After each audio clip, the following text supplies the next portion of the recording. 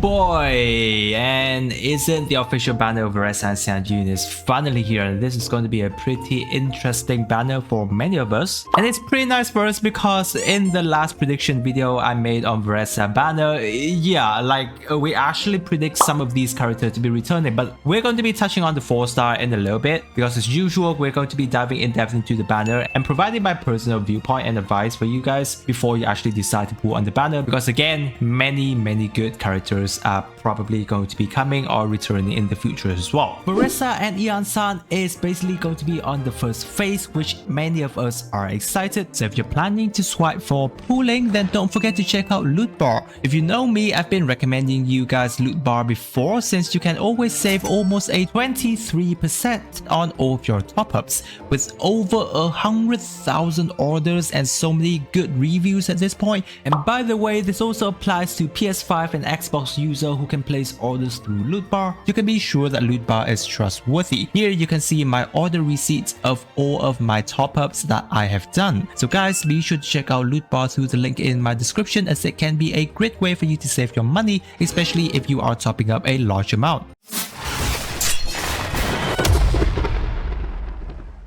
Now, first off, for Varesa, I technically already kind of discussed about her in depth in this video of mine, but I'm pretty sure at this point in time you guys have already had an understanding of what Varesa is capable of, right? She's going to be an electro plunge character, which is kind of nice because plunging character has been kind of forgotten ever since after Gaming and Xianyun has been released. So up until this point, it's basically only Xiao mostly, right? Gaming, some other character that can do plunging gameplay like Hutao and D-Look, but again, it is not that popular. But hey, Varesa is here and you know, she has potential. Her DPS power is expected to be a pretty nice one. So if you are deciding to pull for Varesa in terms of power, then yeah, you're not going to be too disappointed. Obviously, she's not going to be on the top tier because that again is still very hard. But whenever there's Varesa and there's a team comps that you can play around, she is going to be very good. Now, as of this point, for before Varesa release, we are kind of expected Varesa to be in quite a limited team comps. Most of the time, she is going to be stuck in kind of like an overload team. The only other team that can be expected to be decently nice for her is going to be on a Farina, a Xianyun, and a Xianyun kind of gameplay for Varesa. However,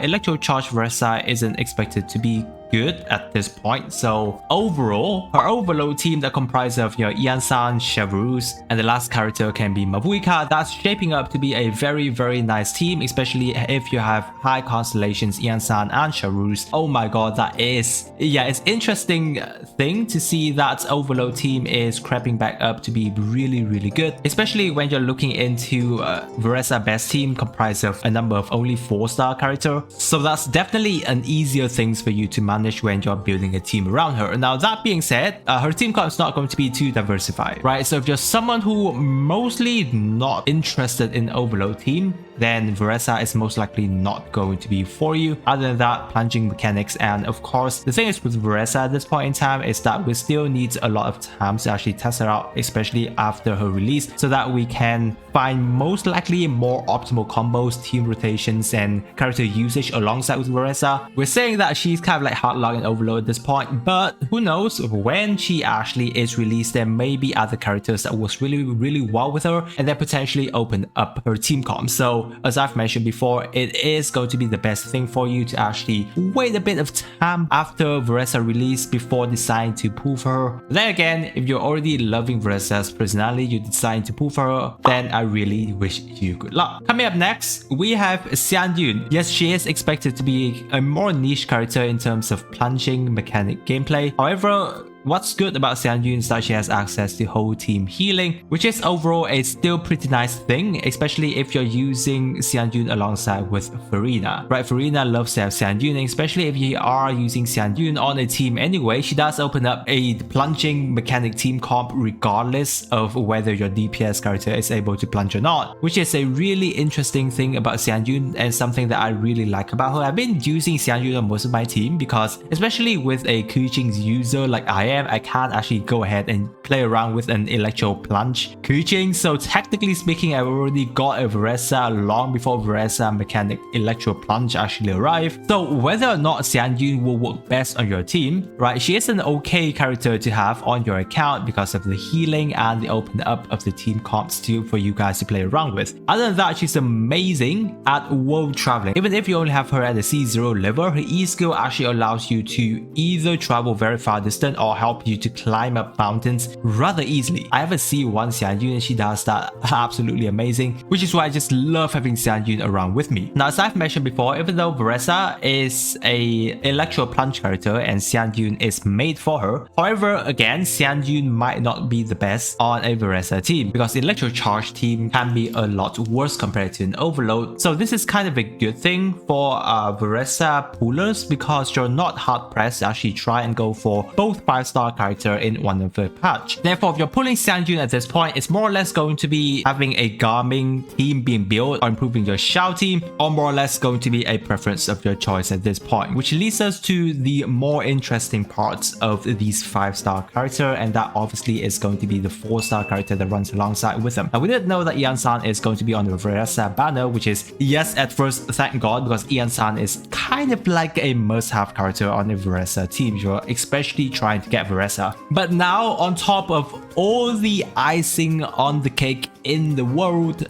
Hoyoverse decided to put Chevreuse on this banner as well. Like, if you didn't remember, Chevreuse has already just been here like 2 patches ago, which is a very, very early thing for a character to be back. It's very rare that you see something being done like this, especially Chevreuse being one of the best 4-star character in the game right now, especially once she hits C6. Absolutely brilliant of a character. Making Overload team is absolutely viable and competitive in most of your team comp that you have on your account if you do have a C6 Chevreuse. That's just how powerful Chevreuse is at this point in time. Therefore, just the fact that Ian-san and Chevreuse being on this specific banner here has already made this banner kind of a worthwhile for especially those of you who are trying to get Varesa or Xianyun. If you're contemplating whether or not to get these characters, you can just go ahead and try to get a couple of the constellation of both Ian-san and Chevreuse. At that point, if you do happen to lose to a Varesa, then yes, technically speaking, it's already kind of her team at this point. The last character on her team is just going to be a Mabuikao Shangling, which is something that basically all of you have. And if you're going for a Xianyun banner, you potentially lose to her again. You have Garming right there. You can build a Garming Xianyun team, and not to mention how powerful of a C6 Garming is, right? He is technically competitive towards some of a C0 5-star character out there in the game right now. So right, if you have a Garming, right, and you're kind of sleeping on him, especially after you have him at a C6, it can be a pretty good character for you to invest in on your account, making this an absolutely banger of a 4-star on the banner. As I've mentioned before in my prediction video, if this banner was actually a real thing, which it is now, then oh my god, it is very, very good, especially if you are earlier into the game. So I really do wish you good luck trying to get more of these character constellation, because for Ian-san as a character, we kind of already know that she is constellation dependent, at least to a C2 level, but she technically does want to be at the C6 level if she wants to be on a competitive level to work better at. So hopefully you guys get good constellation from this banner if you are going to pull. Now, the weapon banner is also interesting. Varesa's signature is called a Vivid Notion. This weapon is, well, it is made for Varesa, so we can already expect that it's going to be a very powerful weapon. Technically speaking, if you are already going for Varesa, it is kind of recommended if you try to go for this weapon, as you get a 28% attack increase with a huge amount of crit damage also being increased for you, with the secondary effects of already giving you a 44% crit damage. Other than that, the passive is also giving you an extra 68% crit damage. While of course there are conditions to trigger these effects, but overall she's looking to be a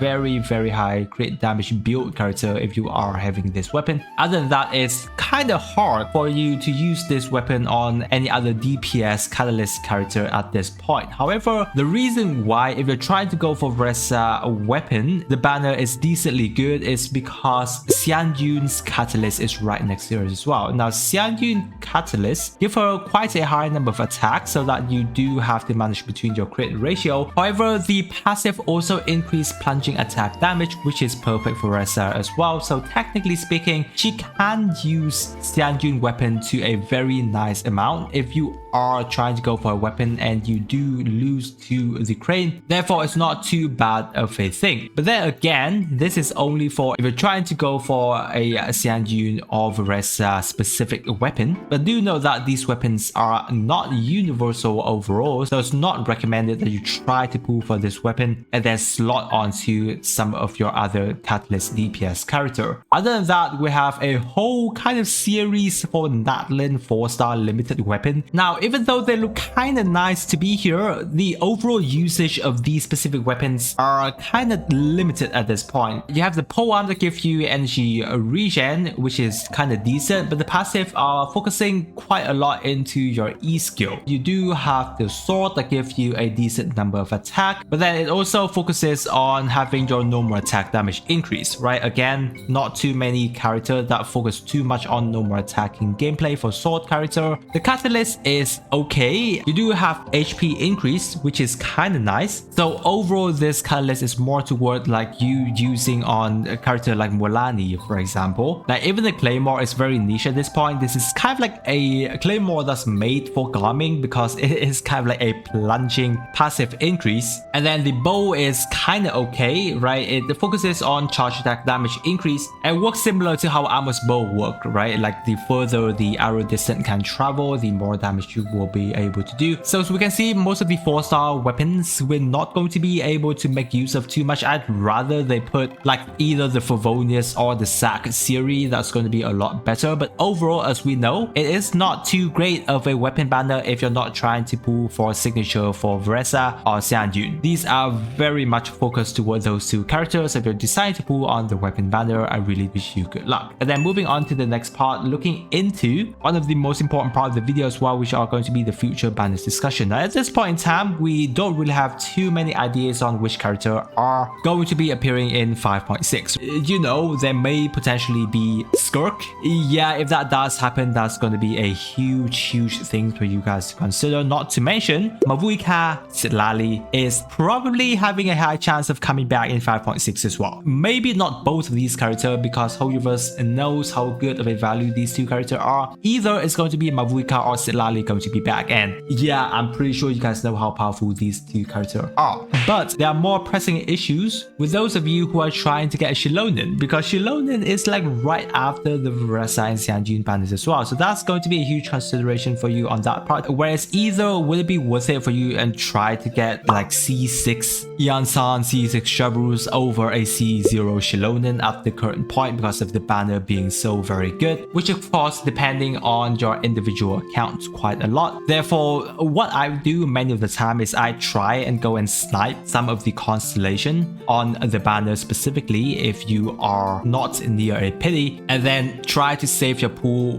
when Xianyun actually comes next patch, and that's going to be the best way for you to get really good support character on your account. But then again, if you're either near pity or you really do not want to lose to either Varesa or Xianyun, then honestly speaking, I just go ahead and save for specifically a Xianyun and then save up your pool for later on for Mavuika and Sitlali as well, because all of those characters are absolutely fantastic, and it technically would be more worthwhile for you to save your specific Primogems then, rather than trying to build more constellation for Ian-san and Chevrus and then lose to a character that you do not want. So those I would say are some of the discussion points on the banner right now. If you do have any question, leave it down in the comment section and I or some lovely other Genshin player will get to you there. Again, if you're still on the fence of which character to pull for in patch 5.5, I already have a very in-depth video going through that for you. If you're new to the channel, don't forget to subscribe. I really appreciate you guys staying with me till this part of the video, guys. And with that, I wish you a super day and I'll catch you on my next video.